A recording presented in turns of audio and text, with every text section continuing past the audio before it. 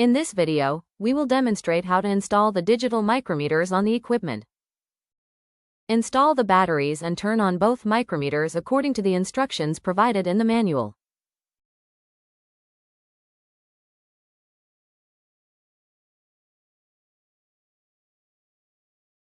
Before installing the micrometers onto the holder, rotate the coarse adjustment screw of each micrometer counterclockwise until the reading is approximately 20 millimeters.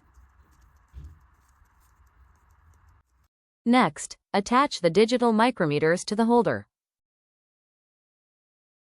Tighten the side screws using the supplied 4 mm hex key.